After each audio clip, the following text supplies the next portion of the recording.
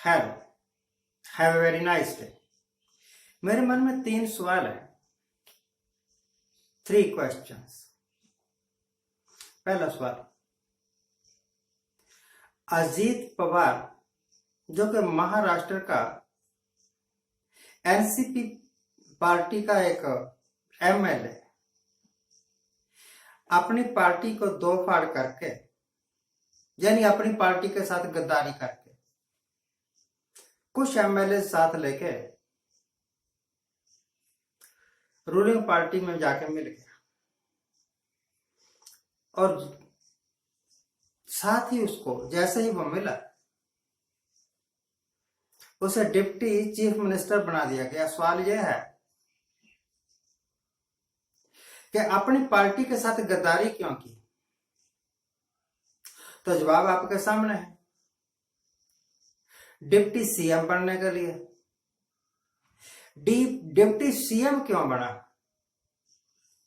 उसका जवाब 2 हो सकते हैं पॉसिबल। पहला,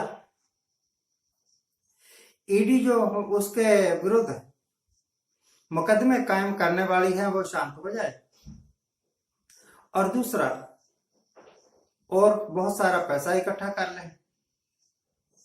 पॉलिटिक्स में जाते ही लोग इस करके हैं, कोई सेवा के वास्ते नहीं जाते लोग। पॉलिटिक्स में जाना इस करके है क्योंकि वहां से कमाना है। अब देखिए, मोदी साहब फॉर एग्जांपल, मोदी साहब ने जिंदगी में कभी नौकरी नहीं की, कोई इनकी बहुत बड़ी फैक्ट्री नहीं है, कोई कारखाना नहीं है, कोई इनका बहुत बड़ा शोरूम, कोई दुकानदारी नहीं है, ना ही बहुत ज्यादा खेती बाड़ी है, पर फिर भी लाखों में करोड़ों में खेलते हैं। एक दिन का जनाब का खर्च 5-7 लाख रुपए हो जाता होगा। वो पैसा कहां से आता है? इसी पॉलिटिक्स से आता है। अगर कोई लाला, अगर कोई दुकानदार, अगर कोई फैक्ट्री का मालिक 4 पैसे कमा ले ना, तो इनकम टैक्स वालों के छापे पड़ने शुरू हो जाते हैं, तेरे पास इतना पैसा आया कहां से? अब मोदी साहब जैसे आदमी या मायावती जैसे आदमी, औरत सॉरी, या इसी तरह के और बहुत सारे पॉलिटिशियन जब लाखों करोड़ों रुपए खर्च करते हैं तो ईडी वाले या इनकम टैक्स वाले कभी नहीं पूछते कि तेरे पास ये पैसा कहां से आया था भाई। आप तो खैर वो प्रधानमंत्री हैं, जब प्रधानमंत्री नहीं भी रहेंगे, जब वो प्रधानमंत्री नहीं भी थे, तब भी कोई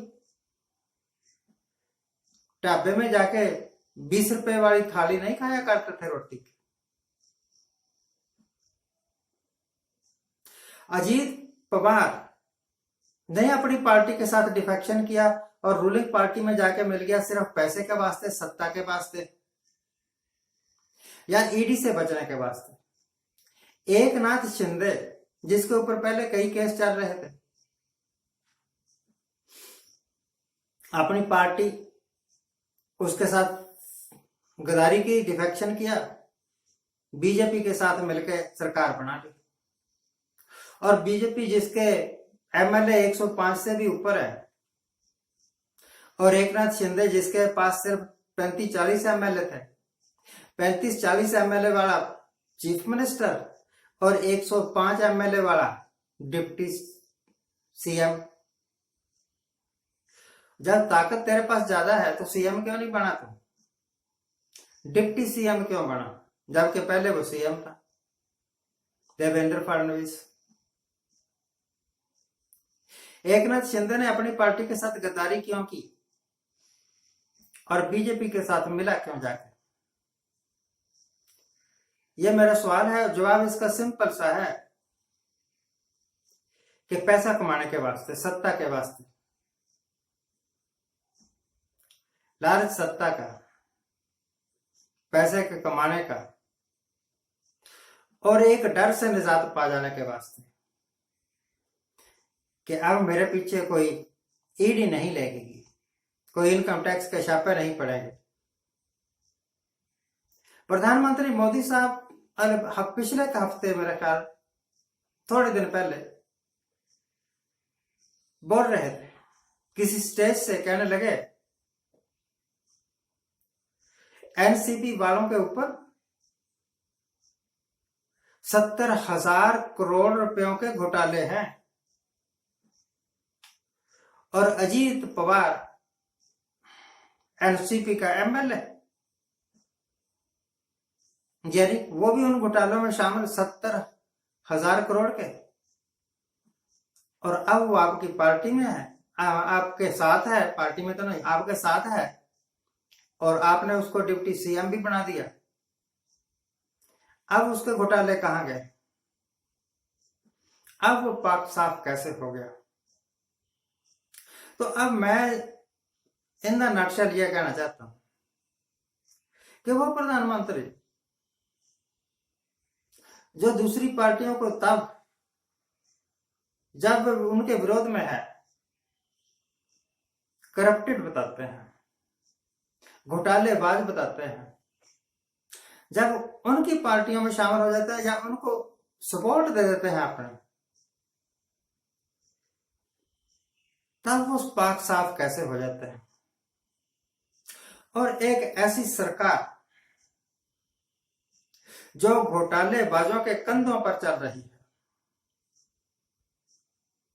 एक ऐसी सत्ता जैसे केंद्र की सत्ता जिसको सपोर्ट करने वाले लोग एमपीज या सपोर्ट करने वाले बहुत बड़े बड़े इंडस्ट्रियलिस्ट करप्टेड है, घोटालेबाज है, हेराफेरियां और ठगियां करने वाले,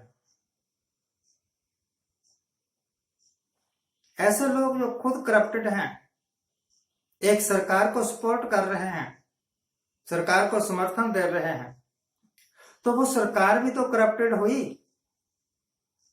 ऐसा तो नहीं हो सकता कि मुझे सपोर्ट करने वाले सारे करप्टेड और मैं सबसे हॉनेस्ट। इट कांट बी, ये हो ही नहीं सकता। ऐसा नहीं हो सकता कि सफेद झक कपड़े पहन के आप कोयले की खान में जाओ और वापस भी आ जाओ और आपके कपड़ों पर कोई दाग ना पड़े।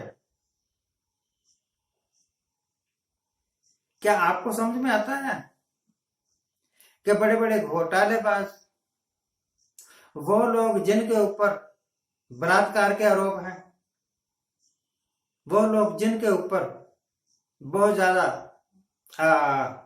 आय से अधिक आमदनी और घोटालेबाजी के आरोप हैं, करप्शन के आरोप हैं, वो सारे लोग बच क्यों रहे हैं?